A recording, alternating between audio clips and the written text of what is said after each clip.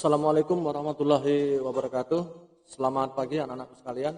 Salam sejahtera untuk kita semua.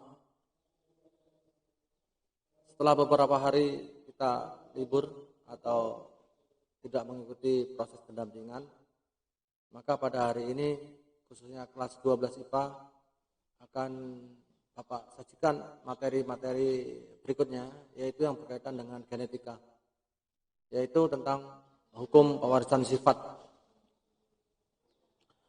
Di sini nanti memang agak rumit karena kadang-kadang lebih enak offline ya. Jadi ada tahapan-tahapan yang Bapak sampaikan kepada kalian. Saya mudah-mudahan nanti pandemi COVID-19 cepat berlalu sehingga kita bisa bertatap muka, kita bisa diskusi dan kita bisa saling memberi dan menerima di dalam materi pelajaran yang berkaitan dengan pewarisan sifat. Di sini pewarisan sifat yang kita pakai adalah hukum dari Mendel. Adapun hal-hal yang berkaitan dengan hukum Mendel, yang pertama yaitu pewarisan sifat menurut hukum Mendel. Yang pertama, pada waktu pembentukan gamet terjadi pemisahan. Jadi pemisahan dari induk jantan maupun induk betina secara bebas dan menjadi pada yang akan terjadi pada individu berikutnya, yaitu pada hukum Mendel 1. Sedangkan pada hukum Mendel 2, pada waktu pembentukan gamet atau alel-alel berbeda yang telah bersegregasi bebas akan bergabung secara bebas bentuk genotip dan kombinasi alel yang berbeda. Apa itu alel? Di sini nanti alel itu ibaratnya kita menggunakan kode atau lambang yang mewakili sifat-sifat dari induk jantan maupun induk betina. Perlu Bapak sampaikan di sini, kita nanti tidak membahas sifat seluruhnya makhluk hidup, tapi mungkin satu sifat, dua sifat, atau tiga sifat. Karena kalau kita bahas sampai seluruhnya, kita terlalu banyak untuk membahasnya. Jadi nanti ada satu sifat, misalnya sifat bentuk rambut misalnya. Dari induk jantan yang lurus menikah misalnya dari rambut induk betina yang keriting, atau sebaliknya ada kelinci yang berwarna putih nanti disilangkan atau dihibridkan dengan kelinci yang berwarna hitam gitu misalnya. Jadi nanti di lambang ada lambangnya. Mana yang dominan nanti perlu Anda ketahui, yang dominan atau yang paling banyak itu dilambangkan dengan huruf besar. Misalnya kelinci yang berwarna hitam lebih banyak populasinya daripada yang kelinci yang berwarna putih. Maka yang berwarna hitam itu akan diberi kode misalnya H besar. Dan satu sifat diwakili oleh dua alel atau dua lambang. Misalnya H besar. Kalau yang kelinci putih misalnya, yang dia lebih sedikit atau resesif diberi lambang H kecil. Itu nanti yang perlu Anda ketahui. Jadi alel yang mewakili dominan yang terbanyak populasinya itu dilambangkan dengan huruf besar, sedangkan yang populasinya dalam lingkungan tersebut yang populasinya lebih sedikit itu akan dilambangkan dengan alel yang ada huruf kecil. Itu perlu Anda ketahui nanti. Mungkin waktu di SMP kelas 3 dengan guru IPA-mu sudah diterangkan mengenai persilangan atau hibrid. Jadi yang satu sifat disebut dengan monohibrid, yang dua sifat disebut dihibrid, dan yang ketiga adalah trihibrid dan seterusnya. Tapi nanti untuk hari ini ada perkenalan mengenai monohibrid. Nah, ini contoh. Di sini diumpamakan atau dilambangkan ini fenotip yang tampak dari luar ya. Ada bunga, ya warnanya merah. Kan fenotip kemarin 2 minggu yang lalu Bapak sampaikan, kalau fenotip itu yang sifat tampak dari luar, yang tidak tampak namanya genotip. Ini yang kita bahas fenotip dulu ya. Nah, karena merah itu dominan, makanya lambangnya huruf besar, ada dua huruf. Ya, sekedar mengingatkan waktu SMP ya. Sedangkan yang resesif dilambangkan dengan huruf kecil, sama, yaitu dengan huruf kecil. 2 sama 1, 2. Nah, ini yang fenotip ini nama langsung lihat tanaman bunga merah. tanaman bunga putih itu fenotip. Sedangkan genotipnya itu lambangnya, genotip yang tidak tampak. Sudah ya? Nah, untuk filial 1, filial itu untuk mengetahui dari tadi F1 itu mudahnya ini yang lambang dari gamet besar 1 di sini dan kecil di sini. Itu untuk mengetahui F1-nya. Ya. Dah. Jadi perlu Anda ketahui, bahwa ulangi lagi, yang dominan dilambangkan dengan huruf besar, yang resesif dilambangkan dengan huruf kecil. Satu sifat mempunyai 2 alel. Ini sudah ya. Berikutnya untuk F2 atau e-branding tadi, F2 ini ya, atau F2 ini ya, bukan P2, F2. Itu rumusnya F1 disilangkan selama F1 dengan F1. Jadi ini, nah ini. Ini tadi yang bentar ya, mohon maaf pelan-pelan. Karena ini F1-nya nih. Jadi ini untuk F1 sama, yang tadi alel dominan, yang resesif, yang dominan dan resesif. Karena dominan menutupi yang resesif, maka dominasi tetap yang M besar menutupi dengan M yang kecil, dia disebut dengan merah. Kenapa? Dominan menutupi yang resesif. Kalau orang di dalam bahasa genetika disebut dengan heterozigot. Jadi, ayo selanjutnya. Nah, Pak, bagaimana untuk mengetahui F2-nya? Untuk mengetahui F2-nya, ini yang huruf besar didahulukan. Misalnya gini, ini ya tadi yang huruf besar tadi, yang dominan jadi ini. M besar kita bahasanya biasa-biasa aja ya. Itu mewakili warna apa, Nak? Merah. Sementara kalau di sini ada M kecil, ingat M kecil apa di sini, Nak? Putih. Jadi sementara yang di sini yang M besar didulukan, baru yang M kecil. Nah ini juga M besar atau M kecil sama ketemu di sini merah, karena ingat yang dominan menutupi yang resesif.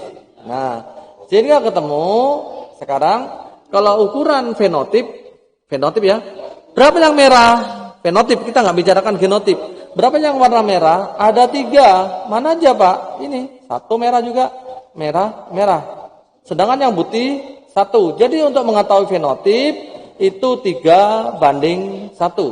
Ini 1, 2, 3. Merah, putih, 1. Itu untuk fenotip. Sementara yang untuk genotip, nah genotip yang merah murni, yang betul-betul merah, ini ada 1. Yang merah muda, gabungan merah dengan putih, itu ada 2. Sementara yang putih ada 1. Jadi rasio fenotip, perbandingannya rasio fenotip ada 2 di sini ketemu. Ada rasio fenotip yaitu 3:1, yang berwarna merah masuk ke fenotip. Sedangkan yang berwarna yang untuk genotip, yang berwarna genotip itu 1 merah, 2 merah muda, 1 putih. Jadi ini adalah genotip. Ini. Sementara kalau fenotip yang masuk merah jadi 1. Kalau kalau di fenotip manusia mungkin gini. Yang keriting benar 1. Yang gelombang atau rambut bergelombang itu masuk ke keriting. Jadi kalau genotip keriting murni sendiri, bergelombang sendiri, lurus sendiri. Tapi ini diumumkan dengan warna bunga. Jadi yang betul-betul merah ada 1 untuk genotip ya. Untuk genotip, yang untuk merah muda ada 2, yang putih 1. Sementara tadi yang fenotip merah jadi 1 ini. Merah ada 3, sementara yang putih betul ada 1. Jadi bisa bedakan mana yang genotip, mana yang fenotip. Untuk berikutnya, udah jelas ya? Nanti kalau nggak jelas bisa tanya kemudian. Ini yang baru 1 sifat yang namanya monohibrid. Nah, Di sini sama kayak tadi. Contoh yang berikutnya, ayam berbulu hitam, ya. Karena hitam masuk dominan, ya lambangnya huruf besar. Sedangkan ayam yang berbulu putih itu resesif, lambangnya huruf kecil. Terdiri dari dua. Bapak nyebut lambang, padahal yang benar adalah alel, ya. Tapi supaya lebih mudah.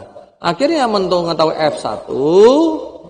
Nah ini, ya, di sini ketahuan F1-nya sama kayak tadi, nih, ya.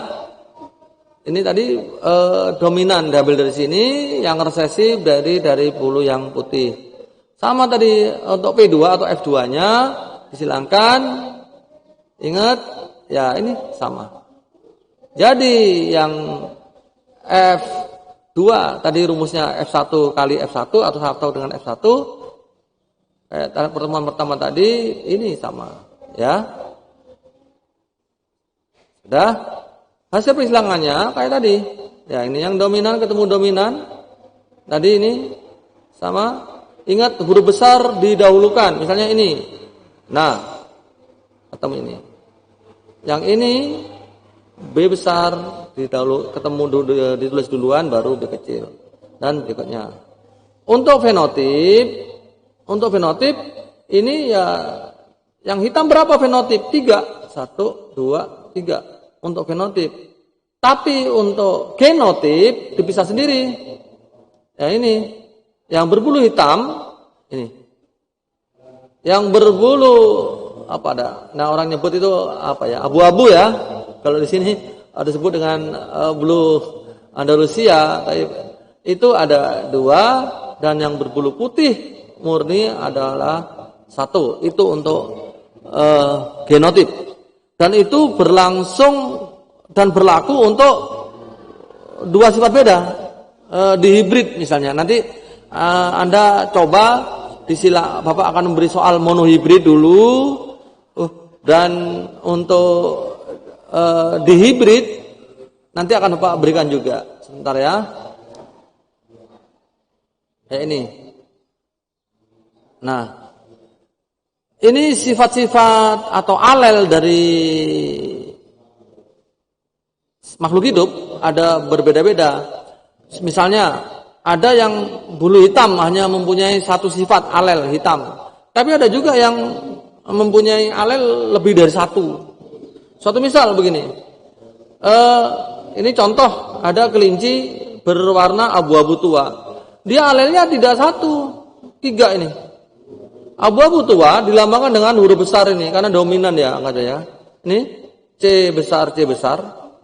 Bisa juga abu-abu itu yang hetero ya. Kalau kembar atau berwarna sama, bentuk lambangnya sama namanya homozigot. Tapi kalau variasi misalnya C besar dengan C kecil sebutannya heterozigot. Jadi kalau kita ulangi lagi ya. Kita kembali ke tadi. Nah ini penyebutannya, disebut dominan homo, berarti sama, dominan homozigot, zigotnya sama, tapi besar disebut dengan dominan homozigot. Kalau ini resesif homozigot, yang kecil dibaca resesif homozigot. Kalau yang besar dominan homozigot. Sementara gabungan antara dominan dan resesif disebut dengan heterozigot. Jadi jelas ya untuk penyebutannya. Mungkin itu dulu untuk hari ini supaya tidak terlalu Anda mengalami kesulitan tahap demi tahap. Hari ini mungkin ada tugas atau kegiatan mandiri tentang persilangan monohibrid.